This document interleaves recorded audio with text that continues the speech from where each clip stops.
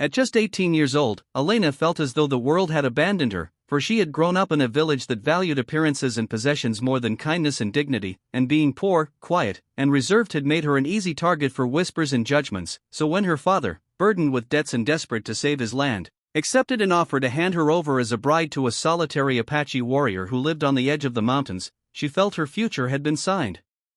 away like a coin tossed into the wind, and the night before she left, she wept silently, believing that her life was about to be consumed by darkness and fear. But fate, as it often does, had a hidden lesson wrapped in disguise, and what followed would teach not only her but also the entire community the unexpected power of compassion, dignity, and humanity. The journey to the Apache's dwelling was long and heavy, every step carrying her farther from the only home she knew, and the villagers whispered about her destiny, expecting harshness, cruelty, or ownership, for they imagined the Apache to be a savage man who would claim her without care for her feelings. Yet when she finally arrived, trembling with the weight of her fate, she met a man who looked nothing like the monster of their imagination, but rather a figure carved by solitude and silence. With eyes deep as the earth and a face that bore lines of hardship yet also carried an unspoken gentleness, and though he could have exercised his right as the one to whom she had been given, he instead looked at her with quiet understanding and said only, "You are safe here," words so simple yet so powerful they dissolved the chains of fear that bound her heart. Days turned into weeks, and Elena, who had prepared herself for captivity, slowly discovered freedom within those mountain walls, for the Apache did not touch her nor treat her as a possession, but gave her space, food, and kindness, letting her heal from the wounds of betrayal that her own people had inflicted. And in his silence she began to hear truths she had never known, that respect is louder than desire, that dignity is greater than power, and that the greatest strength lies not in taking, but in protecting. At first she did not trust it, expecting the moment of cruelty to come, for the world had taught her that goodness was rare and fleeting, but as the months unfolded, she realized the Apache was building for her not a cage but a sanctuary, teaching her to ride the horses he tamed, showing her the herbs that healed wounds, guiding her hands to the rhythm of the drums that spoke the language of his ancestors, and slowly, the girl who had been given away like property began to blossom into a woman who understood her own worth. Yet the transformation was not hers alone, for the Apache too, who had chosen solitude after losing his family to war and betrayal, found in her presence the warmth of trust he thought he had lost forever, and though he never crossed the boundary of her body without her consent, he let her cross the boundaries of his heart, sharing with her stories of his childhood beneath the stars, of the songs his mother sang by the fire, of the battles that carved scars into his spirit, and together they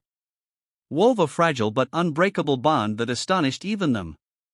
But the village, curious and suspicious, began to whisper again, saying she must be miserable, that she must be living in silence and shame, until one day, months later, she returned to visit, standing tall with a light in her eyes no one had seen before, and when they asked her what the Apache had done to her, she smiled and said, "He gave me back what you all took away.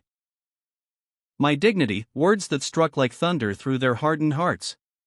Some mocked her, unwilling to believe, but others felt a stirring inside, for they saw not a broken girl but a woman reborn, and soon, stories spread of how the solitary Apache had turned down cruelty and chosen compassion, how he had lifted a girl from despair without demanding her body, how he had rewritten what it meant to be strong, and gradually, the same people who had once sold her in silence began to send their sick to him for healing, their children to him for stories, their hearts to